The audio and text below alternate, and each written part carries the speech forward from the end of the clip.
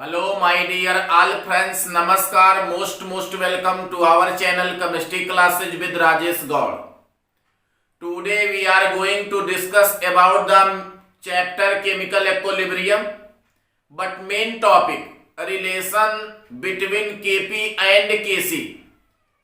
तो आज हम लोग Kp और Kc में संबंध क्या है, क्या रिलेशन है, इसके बारे में जिक्र करते हैं। Kp एंड आपका K और C, इसको जानने के लिए आप इसके पिछले वीडियो को मेरे देख लीजिए, जिसमें बताया गया कि what is the Kp and Kc। तो यहां पर considered reversible homogeneous chemical equilibrium, एक हमने लिख लिया है होमोजेनियस रिवर्सिबल केमिकल रिएक्शन। इसमें रिएक्टेंट के मोल को मान लेते हैं M1 एंड M2 और रिएक्टेंट के मोल को suppose that N1 and N2। ये है नंबर ऑफ मोल्स या स्टोइचियोमेट्रिक कोएफिशिएंट या कांस्टेंट, तो इसे जो भी आप कह लीजिए, फिलहाल नंबर ऑफ मोल्स हम कह लेते हैं। यहां रूल लगाते हैं according to law of mass action. Law of mass action के अकॉर्डिंग हम लोग कैलकुलेट करते हैं Kc, प्रोडक्ट का एक्टिव मास मीन्स आप C का एक्टिव मास इंटू D का active mass divided by reactant का एक्टिव मास मीन्स A का एक्टिव मास एंड B का एक्टिव मास। जो आपके मोल्स हैं ये कन्वर्ट हो जाएंगे पावर में, तो N1 और N2, और यहां से आपका कन्वर्ट हो गया M1 एंड M2। ये आ गया है आपका Kc, जिसे कहा जाता है इक्विलिब्रियम कांस्टेंट। तो ये आ गया equilibrium constant use in molar concentration. इस रिएक्शन में हम लोग यूज करते हैं मोलर कंसंट्रेशन का, और मोलर कंसंट्रेशन को हम रिप्रेजेंट करते हैं C के द्वारा। तो इसी इक्वेशन में हम Kc फिर से कैलकुलेट कर लें, तो यहां आ जाएगा आपका C का कंसंट्रेशन पावर में N1, CD का कंसंट्रेशन पावर में आपका N2 डिवाइडेड बाय Ca का कंसंट्रेशन पावर में M1 और Cb का कंसंट्रेशन पावर में आपका M2। इसे मान लेते हैं इक्वेशन फर्स्ट। यूज किया है मोलर कंसंट्रेशन। अब मोलर कंसंट्रेशन हटा दिया जाए, यूज ऑफ पार्शियल प्रेशर। तो अब हम यूज कर रहे हैं पार्शियल प्रेशर का। तो जहां जहां C है, C फॉर कंसंट्रेशन, इसको आप कर लीजिए Kp। तो आ गया है आपका Pc का कंसंट्रेशन पावर में N1, Pd का कंसंट्रेशन पावर में N2 डिवाइडेड बाय Pa का कंसंट्रेशन पावर में M1 और Pb का कंसंट्रेशन पावर में आपका M2। इक्वेशन सेकेंड, केवल जहां C है मोलर कंसंट्रेशन है, इसके स्थान पे हमने यूज किया है पार्शियल प्रेशर का। तो C को रिप्लेस किया, हटा दिया, और उसके स्थान पे लगा दिया हमने P को। P फॉर पार्शियल प्रेशर और C फॉर मोलर कंसंट्रेशन। तो ये C का पार्शियल प्रेशर, D का partial pressure, A and B का ये है पार्शियल प्रेशर। अब यहां से हम लिख लेते हैं for ideal gas. Ideal gas से जो है, आइडियल गैस इक्वेशन से जो कि हमें पता है पीवी बराबर एन आर टी। तो यदि पीवी बराबर एन आर टी है तो यहां से पी कैलकुलेट कर लिया जाए। एन बाई वी आ गया आर और टी, तो P बराबर N by V R T, और एन को हम एन बाई वी को लिखते हैं क्या, यहां जो है N by V is equal to active mass. N by V आपका क्या है, एक्टिव मास है, और ये इज इक्वल टू हो जाएगा सी के। किसके इक्वल टू हो गया, सी के। तो जरूरत पड़े तो एन बाई वी को जो है हम सी के रूप में रिप्रेजेंट कर सकते हैं। तो इस प्रकार आपका C इज इक्वल टू हो गया एन बाई वी, अर्थात P बराबर सी आर टी। तो इसको हम लिख सकते हैं P बराबर C R T. So P A बराबर सी ए आर टी। इसी प्रकार पी बी बराबर C B R T. P C बराबर आप लिख लीजिए C C R T, and P D बराबर सी डी आर टी।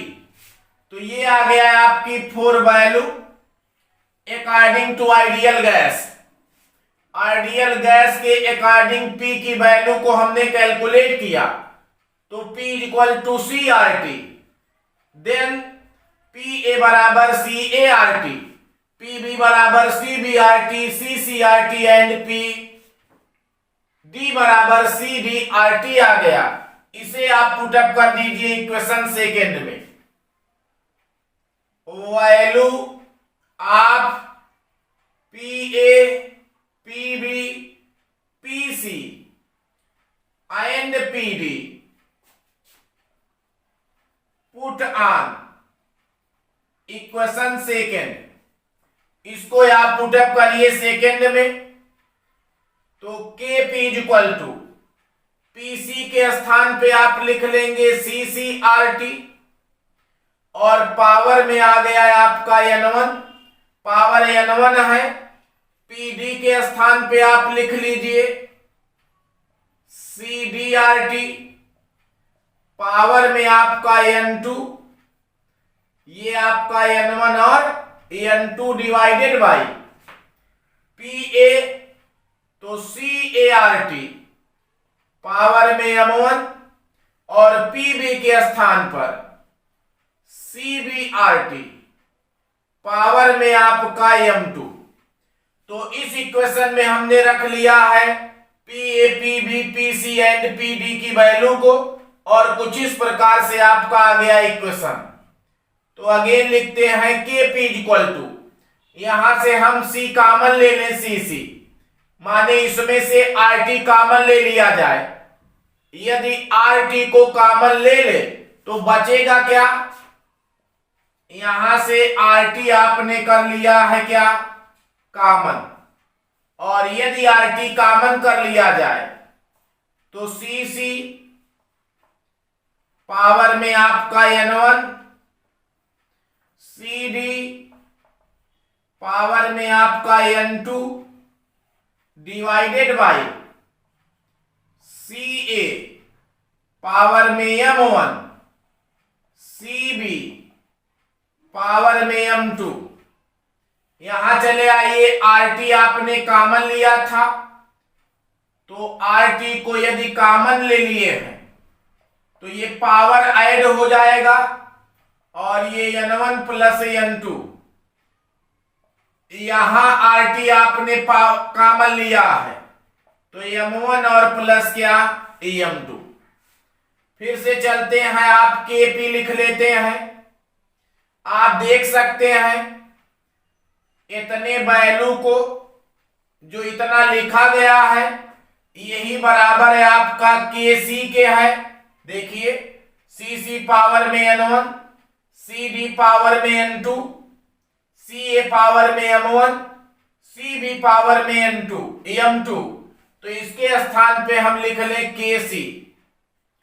यहां चलिए इसको पावर ऊपर ले जाइए, RT पावर ऊपर जाएगा माइनस होगा n1 प्लस n2 और माइनस m1 और प्लस क्या m2। ये n1 और n2 और m1 n2 क्या है? Number of moles of product या नंबर ऑफ स्टोइचियोमेट्रिक कोएफिशिएंट। ये n1 n2 और m1 m2 है, इसको लिख लें हम यहां से अगेन Kp बराबर Kc, RT और इनको लिख लिया जाए डेल्टा n। फिलहाल यहां यदि delta n is equal to लिखा जाए तो n1 प्लस n2 माइनस आपका m1 और प्लस क्या m2। ये हो गया आपका number of moles of product और minus number of moles of reactant. तो number of moles of reactant और number of moles of product, ये प्रोडक्ट के मोल में से रिएक्टेंट के मोल को आपको माइनस कर देना है, या जो है इसे नंबर ऑफ मोल्स ऑफ है आपका product, number of moles of stoichiometric coefficient. ये मोल और स्टोइचियोमेट्रिक कोएफिशिएंट इक्वल है, तो प्रोडक्ट में से रिएक्टेंट को माइनस करना है। आप ध्यान देंगे, हम प्रोडक्ट के मोल में से रिएक्टेंट के मोल को माइनस करेंगे, जिसको लिखा गया है डेल्टा n। तो आ गया है आपका formula Kp is equal to Kc RT and power में आपका डेल्टा n। इसके लिए अगर हम एक्सप्रेस्ड करें Kc के लिए, तो आपका Kc की यूनिट यहां से यदि हम लिख लें द Kc इज एक्सप्रेस्ड, हम Kc को एक्सप्रेस्ड करेंगे बाई यूनिट, यूनिट के रूप में, तो लिखेंगे हम मोल पर लीटर। क्या लिखा जाए? मोल पर लीटर शॉर्ट में। और इसी प्रकार यदि एंड कर ले Kp, तो Kp एटमॉस्फेयर होगा और डेल्टा n होगा। तो ये भी आपका मोल पर लीटर पावर में डेल्टा n, एटमॉस्फेयर के पावर में डेल्टा n। तो ये होगा आपका यूनिट, और ये यूनिट जो है चाहे आप Kc के लिए निकालिए और चाहे Kp के लिए निकालिए, तो यहां से इसको आप करेक्टली लिख लीजिए। Kc बराबर मोल पर लीटर और पावर में आपका डेल्टा n, एंड आपका Kp atmosphere delta n power में लिखेंगे तो आएगा आपका क्या यूनिट, चाहे Kc हो चाहे क्या हो Kp हो। This is a relationship of Kp and Kc or between Kp and Kc। तो इसमें कुछ भी करना नहीं है। सबसे पहले आप एक रिवर्सिबल होमोजेनियस रिएक्शन लिखिए, लॉ ऑफ मास एक्शन लगाइए और यूज करिए मोलर कंसंट्रेशन। सब में आप C ऐड कर दीजिए। मोलर कंसंट्रेशन आपका C है, सब में C आ गया। C के स्थान पे आप P ले आइए, आइडियल गैस से निकाल लीजिए Pa, Pb, Pc, Pd की वैल्यू, और वैल्यू निकाल करके दूसरे इक्वेशन में पुटअप कर दीजिए। RT को कॉमन ले लीजिए, ये बराबर हो जाएगा आपका Kc के, पावर को ऊपर ले लीजिए, हो जाएगा माइनस। तो प्रोडक्ट के मोल में से रिएक्टेंट के पावर को माइनस करिए, ये रिप्रेजेंट करेगा डेल्टा n को। Kp क्या है? Molar concentration case of partial pressure के फॉर्म में है, और ये आपका इक्विलिब्रियम कांस्टेंट है Kc। तो ये भी इक्विलिब्रियम कांस्टेंट, ये भी equilibrium constant. R gaseous constant है जिसकी वैल्यू जो है 0.082 लीटर वायुमंडल प्रति केल्विन प्रति मोल होता है, लीटर एटमॉस्फेयर पर केल्विन पर मोल होता है, और T है टेम्परेचर, N आपका है number of moles of product minus number moles of reactant. तो इस प्रकार Kp equal to Kc power delta N आ जाता है, और इन दोनों के लिए आप लिखिए यूनिट मोल पर लीटर, ये बताता है कंसंट्रेशन, प्रेशर की यूनिट है एटमॉस्फेयर, कर दीजिए डेल्टा N, आ जाएगा आपका यूनिट आप Kp एंड Kc। तो ये है आपका relationship between Kp and Kc।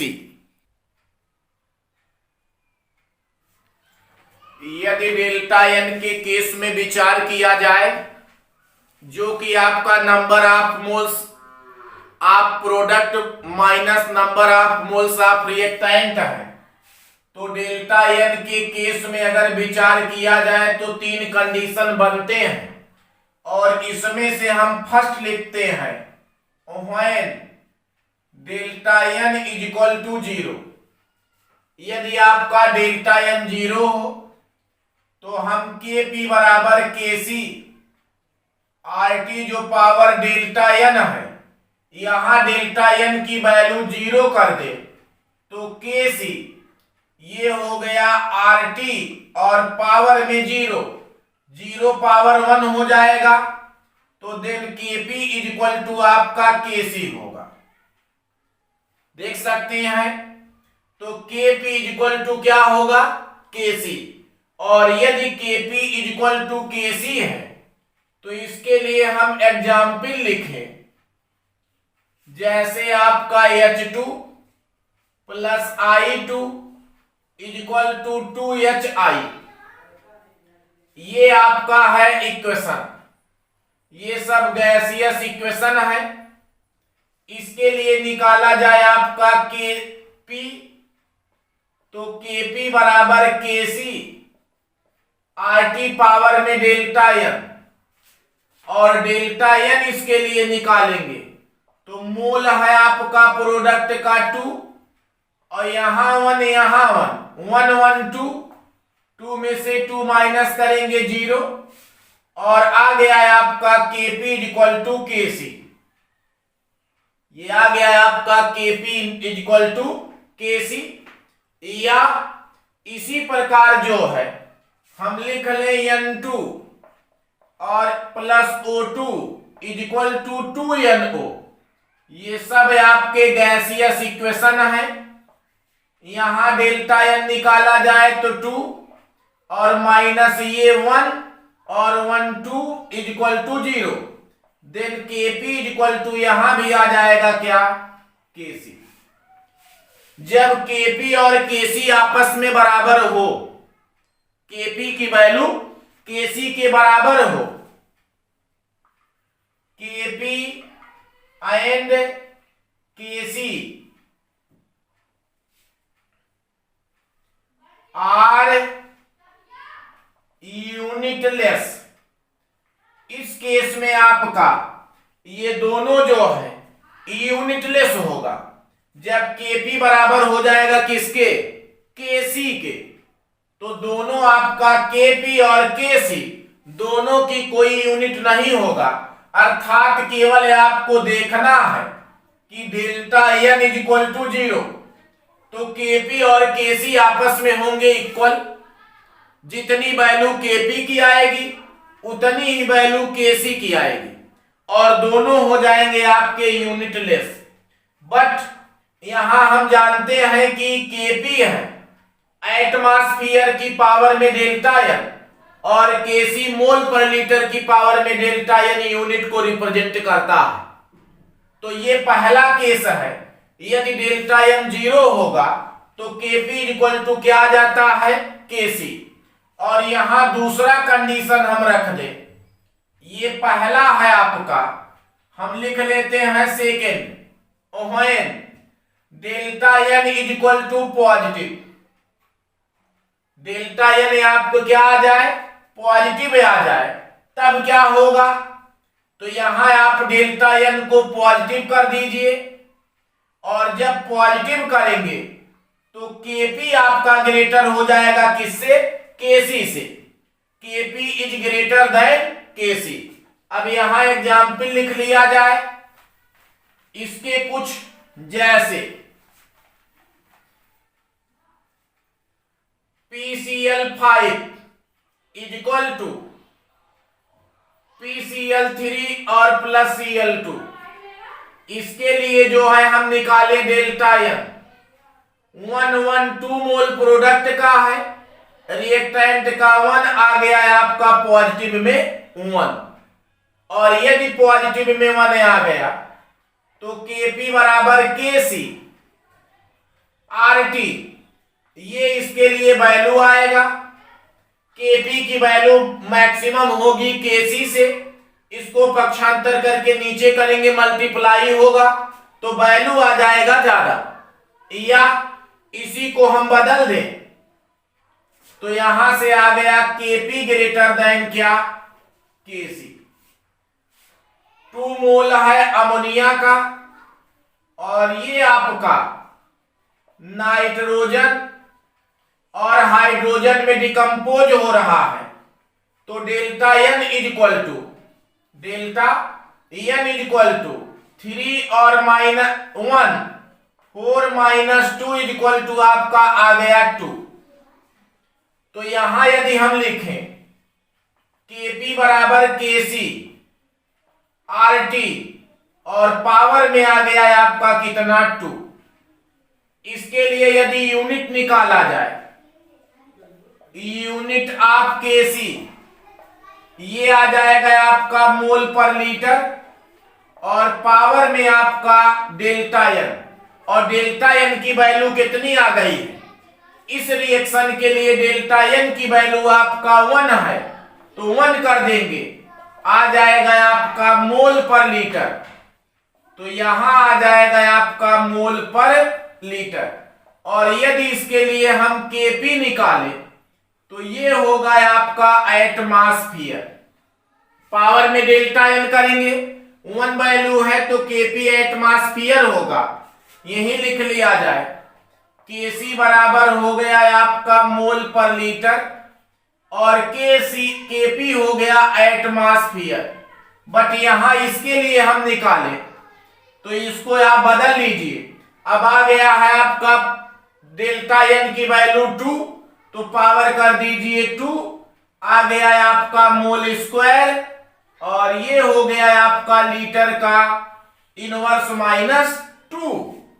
और यदि आप Kp निकालें तो एटमॉस्फेयर को होगा क्या, स्क्वायर, तो यूनिट है आप Kc एंड Kp आप कैलकुलेट कर सकते हैं। तो जब भी आप देखेंगे डेल्टा एन की वैल्यू पॉजिटिव में आएगा तो always Kp is greater then क्या, Kc। और यदि यही वैल्यू जो है हमारा थर्ड केस बनता है, हम निगेटिव कर दें, तो यदि अगर निगेटिव करेंगे यहां भी निगेटिव होगा, अब Kc बड़ा होगा, ग्रेटर होगा Kp से, इसी इक्वेशन को पलट दिया जाए, यदि इसी को हम इनवर्स कर दें तो दोनों रिएक्शन आपका बन जाएगा दूसरा। जैसे ये आपका हो गया, वैल्यू किस में आनी है, आपका निगेटिव में, तो यहां हम लिख ले N2H2 मिला तो बना आपका ammonia, delta N is equal to 2, product है -3 4 is equal to -2, Kp is equal to Kc RT power -2, mean से आपका Kp ग्रेट से बड़ा होगा आपका Kc। इसके लिए यूनिट निकाला जाए तो Kc इज इक्वल टू ये होगा मोल पर लीटर, और पावर में आपका -2, मीन्स मोल इनवर्स -2 लीटर आपका स्क्वायर होगा इसका यूनिट।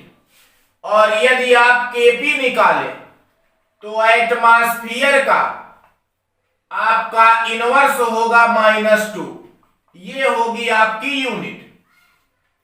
तो आप डेल्टा एन निकालिए, यूनिट आ जाएगा, आप पावर में डेल्टा एन कर दीजिए, -2 है -2 रख दीजिए, यूनिट आ जाएगा। इसी प्रकार जो है यदि PCl3 और प्लस है आपका Cl2, इन दोनों का रिएक्शन हो तो बनेगा PCl3। Delta N equal to 1 -2 बराबर -1। यदि आप Kc निकालेंगे तो मोल पर लीटर और पावर में आपका -1, तो मोल इनवर्स आ जाएगा आपका क्या, लीटर। और यदि Kp निकालते हैं तो एटमॉस्फेयर होगा और इनवर्स हो जाएगा आपका यूनिट। तो इस प्रकार आपका 3 कंडीशन बनता है। डेल्टा एन के केस में डेल्टा एन पॉजिटिव तो Kp is greater than Kc, delta N negative तो आपका Kp लेस देन Kc, और यदि 0 तो Kp is equal to Kc। और इसके बेस पे हम यूनिट भी डिफाइन कर सकते हैं। डेल्टा एन की वैल्यू पुटअप करिए, आ जाता है यूनिट। तो इस पर बेस्ड क्वेश्चन बहुत आए हैं आपके, आपको देखना है के एप्लीकेशन आपके यहां पूछा जाता है आपका स्टेबिलिटी ऑफ रिएक्टेंट या स्टेबिलिटी ऑफ प्रोडक्ट। इसके 2 कंडीशन है, स्टेबिलिटी ऑफ रिएक्टेंट इंक्रीज करेगा अगर के की वैल्यू आपके क्या होगा, डिक्रीज करेगा। But stability of product increase करेगा वैल्यू आप जब के भी क्या करेगा, इंक्रीज करेगा। तो आपको ध्यान देना है, अगर के इंक्रीज करेगा तो प्रोडक्ट की वैल्यू भी क्या होगा, के इंक्रीज, तो प्रोडक्ट की स्टेबिलिटी भी क्या करेगा, इंक्रीज करेगा। अगर के की वैल्यू डिक्रीज होगी तभी रिएक्टेंट की स्टेबिलिटी क्या होगा, इंक्रीज होगा। क्वेश्चन दिए जाते हैं, इक्वेशन दिए जाते हैं, के की वैल्यूज दे दी जाती हैं, आप देख लीजिए। जिसमें के की वैल्यू ज्यादा होगा इसका मतलब प्रोडक्ट का स्टेबिलिटी इंक्रीज कर रहा है और रिएक्टेंट की स्टेबिलिटी डिक्रीज कर रहा है। तो इस पर भी क्वेश्चन आपके तमाम पूछे जाते हैं। ये आपका जी और नीट में आपके पूछे गए क्वेश्चन है। इस स्टेबिलिटी का नीट में आया है आपका और जी में इसके क्वेश्चन पूछे गए हैं। तो इस पॉइंट को आप नोट करेंगे।